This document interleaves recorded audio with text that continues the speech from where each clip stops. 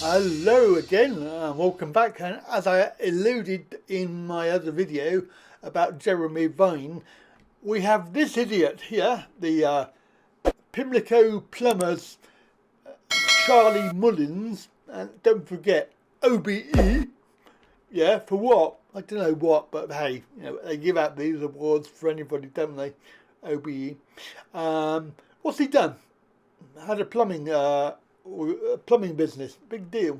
He employs people, and that is exactly the issue that we have, because like Vine, this guy, yeah, well, a pusher. He's a pusher of medical interventions, let's just say, because we are on YouTube. We have to be very careful that we phrase this correctly. Yes, he is a pusher of unwanted medical procedures, but obviously, as far as we know, he took this himself, so we don't know that for 100%, but I'm sure he did, because he's one of those people that was pushing it on his staff. Now, okay, so obviously he's one of these guys that think he's really smart. He looks like a Rod Stewart looking like, but he was recently, I don't know when this was, but he announced that he was going to run for Mayor of London, for God's sake. So, yeah, I don't know how good he would do. Probably worse than what we've got already with Sadiq Khan. But hey, who can do worse than him? Probably nobody. Anyway, so this story, obviously, is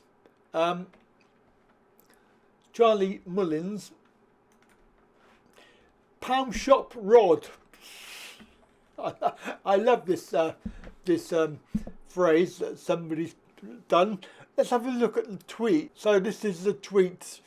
Poundshop Rod failed to get is that Pimlico plumbers could be sued under tort for intimidating their staff to be taking the medical procedure or lose their jobs. And that is unlawful. There's now no use in passing the buck because of these leaks. And what we'll do is we'll have a look at the video, shall we? When you look at this now, when you look at the backstory and what was going on behind the scenes, do you feel that you were lied to about how serious the situation was? Well, yeah, of course it was. I mean, all the country was lied. I mean, it was very misled, and looking back on it, I mean, you know, I think obviously there was under a lot of pressure at the time, but there was a lot of information held back. I think they over-exaggerated so many things. I mean, I don't feel I've done anything wrong. We just, you know, carried out what the government was suggesting to us, but now it's all coming out through this journalist. I think that, you know, we're certainly misled, and you know, so much was, you know, the country was locked down for too long, loans and furlough, all this was so unnecessary looking back on it. I think the only thing they got right was the vaccination. Say what? I think the only thing they got right was the vaccination. Sick, twisted stuff here. I think the only thing they got right was the vaccination.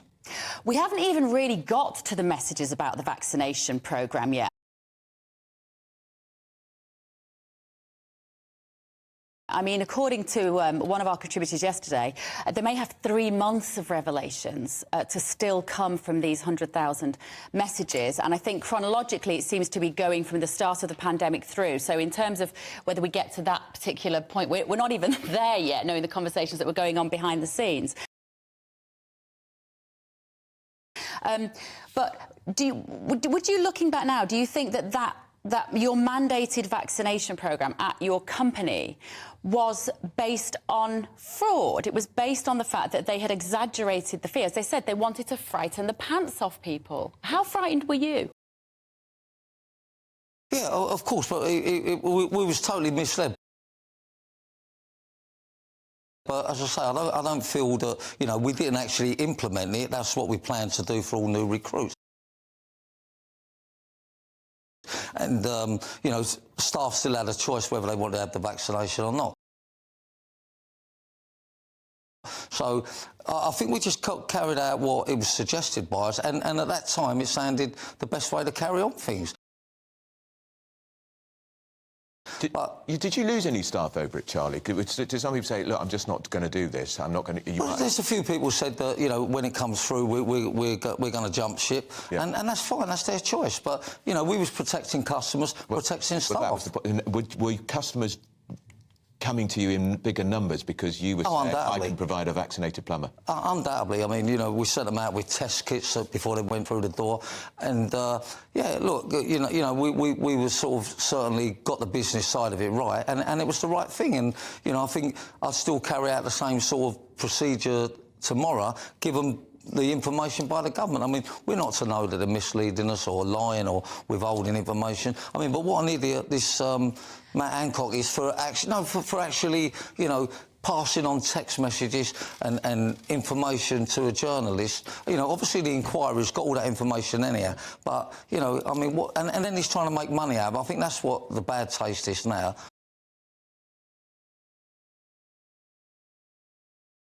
Did you, before the pandemic, because what you're kind of describing is a sort of blind faith in the messaging that was coming from the government. Have you always been the kind of person that just believes what the government tells you?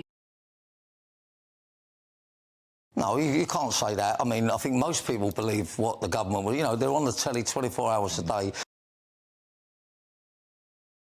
giving us that information, latest information, do this, do that, lockdown, can't go here, can't go there. So, I mean, we've got to be guided by somebody. But of course I don't believe everything they say. I don't believe half what they say. Charlie, how significant was it for you that we got the Chief Medical Officer, Chris Whitty, alongside the Health Secretary, making this point on a daily basis? It wasn't just a politician, it was a so-called expert.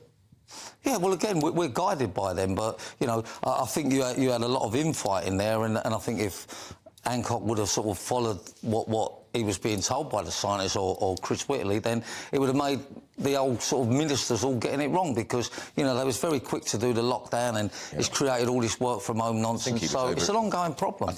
That is it. So another story coming up very soon.